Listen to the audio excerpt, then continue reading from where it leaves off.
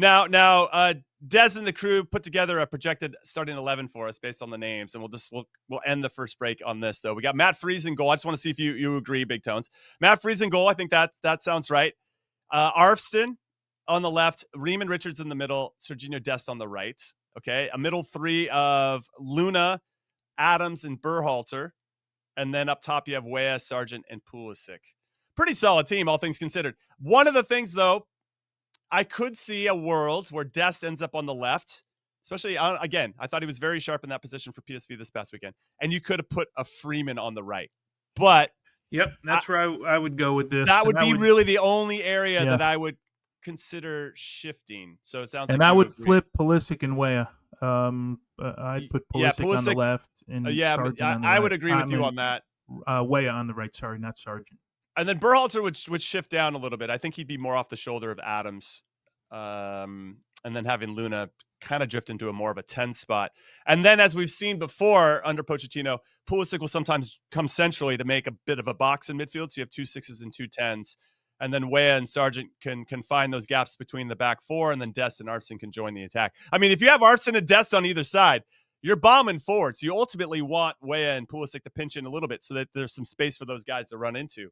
But obviously, we're gonna have a lot of time to talk about where they list Berhalter and Luna. That's actually where they play with their clubs. Berhalter plays a little bit higher up on the right hand side, almost like an 8 on the right hand side, and Luna plays in that left channel. Right, that's where he likes to start. He's not a winger and doesn't go wide. So I mean, with Adams behind, I still think Tyler Adams is the one guy on the roster that if we're gonna play with one central midfielder, one defensive midfielder, he's the guy that can cover the ground, obviously. Yeah.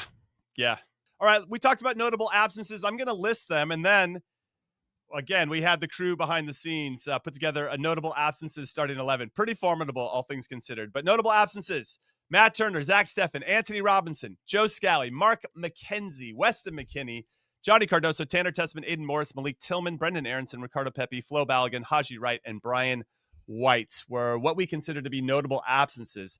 And we put together a projected 11 of what a starting team could be of those notable absences. You got Turner in goal, this is pretty awesome, by the way.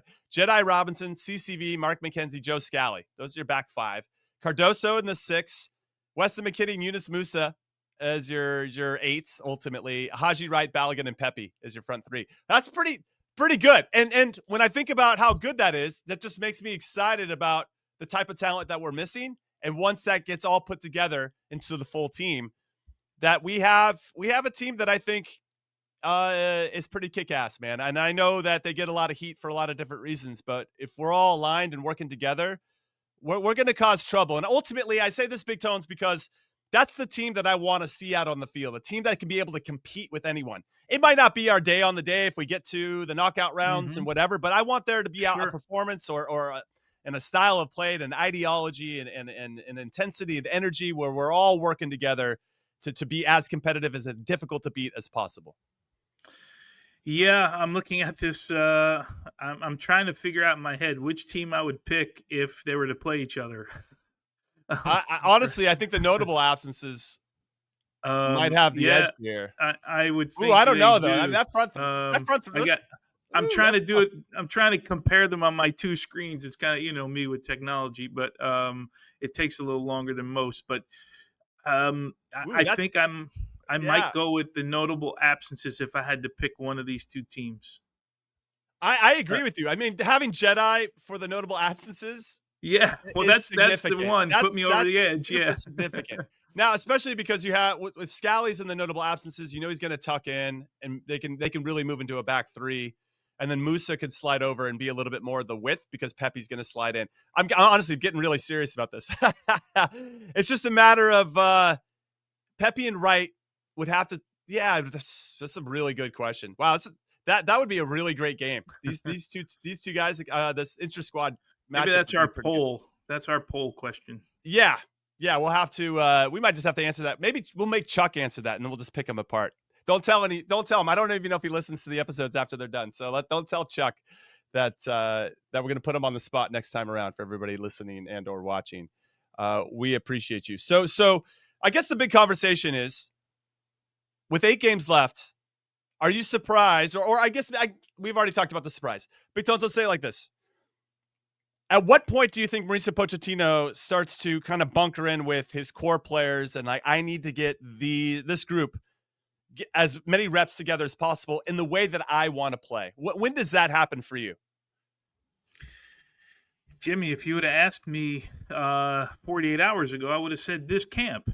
Now I got to change my mind and go October camp. Like at some point you gotta have your guy, but at some point we're going to start to realize that some of these guys are his guys, right? Like these are the guys that he believes in. And I say it all the time, been saying it forever. I'll say it again. Every manager, every coaching staff, they like something different, and it's not always going to be who you like. That's something we're going to have to learn. And Pochettino is giving us a really good lesson with all of his camps, his roster decisions sometimes that we look at and we break down. And we have to adjust more to Mauricio Pochettino than Mauricio Pochettino has to adjust to our ideas of how we think this national team should look, right? This is his job. This is what he was brought in to do. And oftentimes it doesn't look right to you on paper. And the proof is in the pudding, right? And it'll be June of 2026, and we'll figure out if he was right or wrong in the end in making some of these decisions. I still find it hard to believe that a lot of these guys are going to be left off the roster for very long. But 8 games. We were worried a year ago, if you remember, when he got hired, there was a big question about, does he have enough time to put something together? We were worried a year ago. So I feel like we're still at that point where he's figuring out players and who he likes and who he doesn't, who he can trust, where he thinks relationships can happen on the field. And that's where we're at right now, in my opinion. And the only reason I say that is because we're seeing it in real time right now with the players that he's picking.